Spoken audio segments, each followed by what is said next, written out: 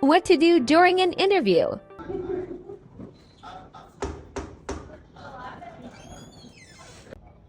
Sir, I, SG, George Futol, request permission to enter the office and reporting for interview, sir. Please enter the room.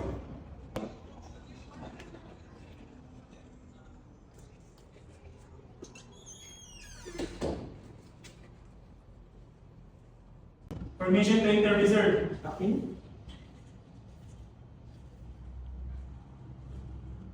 Yung security professional SG Putol. Yes, sir. Okay, saan ka training na training center?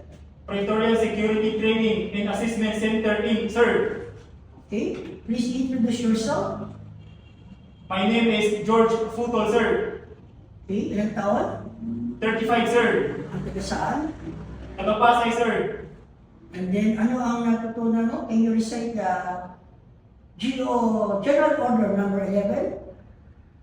General Order number 11, to be especially watchful at night and during the time of challenging, to challenge all persons on or near my post and to allow no one to pass or loiter without proper authority, sir. Okay, can you explain further kung ano yung naiintindihan mo doon sa 11 General Order na yun? Maging may mapagmasid ang mga security personnel sa mga nasasakupan na buo, umakumpanyang binabantayan, pati yung mga ari-arian, sir. Okay? Alam mo ang iyong duties and responsibility bilang isang security professional? Yes, sir. Okay?